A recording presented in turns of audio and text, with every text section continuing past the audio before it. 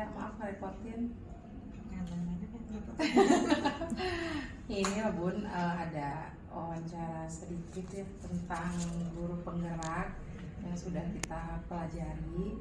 Jadi ada sesi wawancara dengan kepala sekolah.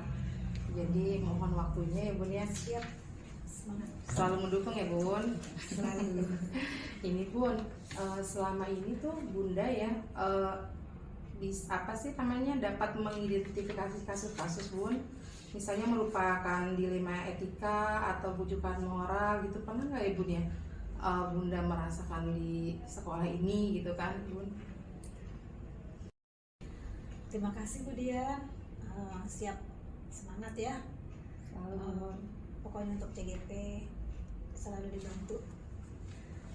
Baik untuk pertanyaan yang tadi, untuk identifikasi kasus-kasus itu di sekolah tuh memang banyak sekali, karena kita juga ada siswa yang banyak, tentunya permasalahan atau kasus-kasusnya itu banyak, juga gurunya lumayan juga banyaknya, tentunya pada mempunyai ada kelebihan, kekurangan, itu kan juga termasuk kasus ya.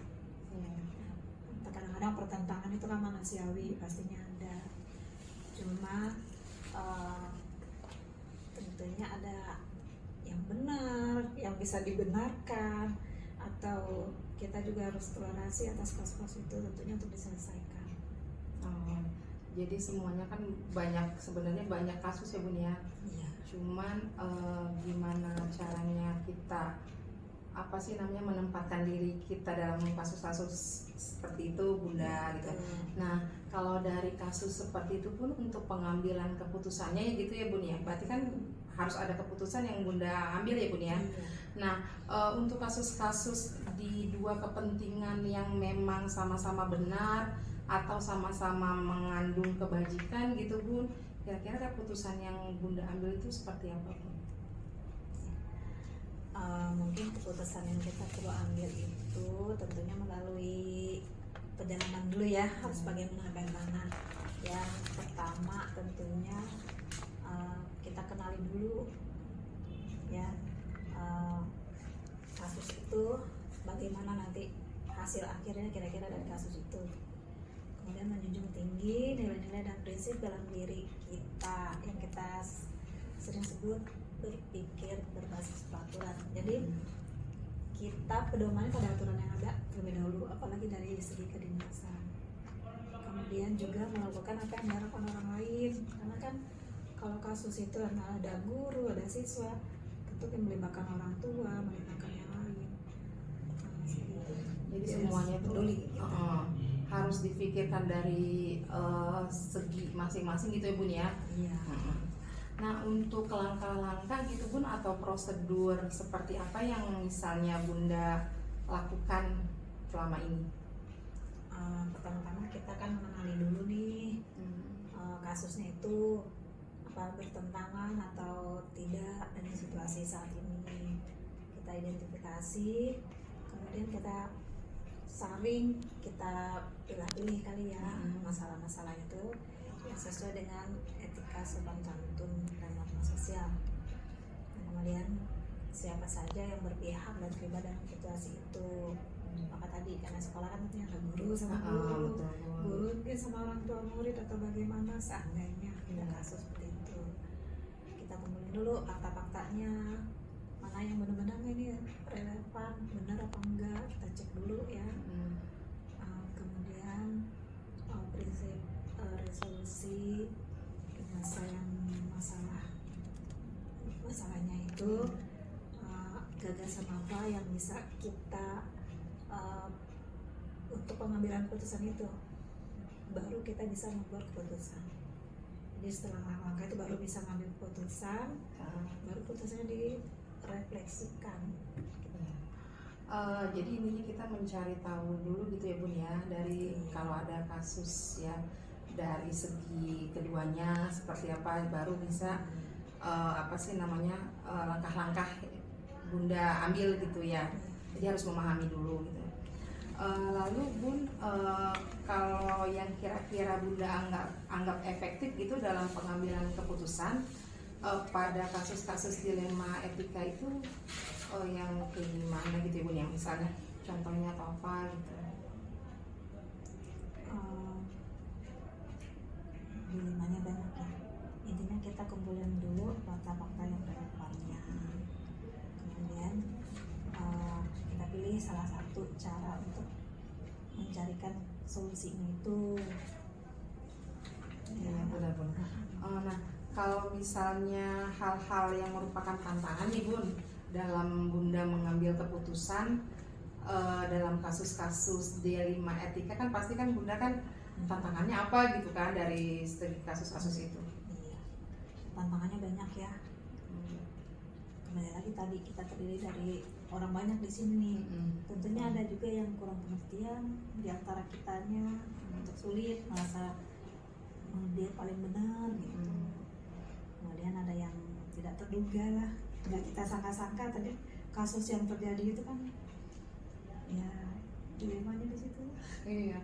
Jadi apa namanya, kalau banyak orang biasanya Bun ya, dalam satu sekolah banyak orang nih, pasti kan pemikiran beda-beda ya. Itu pasti ada gesek-gesekan, jadi akan menimbulkan kasus gitu ya Bun ya. Nah, kalau misalnya ada nggak Bunda gitu Bun takaran atau jadwal tertentu gitu ya dalam untuk mengambil sebuah penyelesaian masalah Bun? Kalau namanya masalah kan sering datangnya tiba-tiba, Tidak terduga ya Bun ya. Terduga.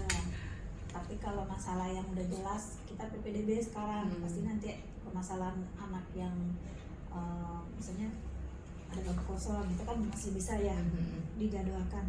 Tapi kalau masalah yang tiba-tiba kita harus segera selesaikan. Jadi tidak terjadwal gitu. Jadi tergantung kasusnya itu memang harus disegera di tapi semua kasus sebenarnya harus segera ya Bun, cuma ada prioritasnya Bun ya. Skala prioritas. Kalau misalnya ada nggak Bun seseorang atau faktor apa gitu yang mempermudah Bunda membantu gitu Bun untuk mengambil keputusan dalam kasus-kasus yang ada gitu Bun? Selama kasus itu masih bisa diambil putusannya oleh kepala sekolah ya dilaksanakan segera. Tapi kalau memang membutuhkan ada orang lain lagi, di sini kita punya wakil kepala sekolah, ada bidang kurikulum, ada bidang kesiswaan, dan juga ada hal-hal yang mungkin bisa guru senior mungkin yang lebih bijaksana bisa diajak untuk mengambil keputusan. Jadi berkolaborasi gitu ya Bun ya. Nah, kalau dari percakapan kita ini Bun, kira-kira pembelajaran apa ya Bun ya yang bisa kita ambil gitu ya untuk mengambil keputusan? Kan saya juga kan pasti kan di sekolah kan perlu penanganan kasus kalau seandainya terjadi gitu Bun. Nah, pengen belajar nih Bun dari Bunda gitu kan, kira-kira dari yang kita tadi ungkapkan gitu Bun, apa yang kita bisa petik gitu dari kasus pengambilan keputusan dilema etika ini gitu. Seandainya ada kasus, tentunya kita lihat dulu kasus itu bagaimana, apakah pertentangannya itu banyak atau perbedaannya. Kalau memang masih bisa kita selesaikan sendiri dan itu tidak terlalu rumit, misalnya itu bisa sendiri. Tapi kalau sudah harus melibatkan orang lain, misalnya kalau yang di sekolah itu kan harus melibatkan dengan guru yang lain, berarti kita harus bersama-sama, tidak bisa langsung sendiri, dan juga menjadwalkan dengan segera penyelesaian kasus itu. Itu kali ya. Betul Bun.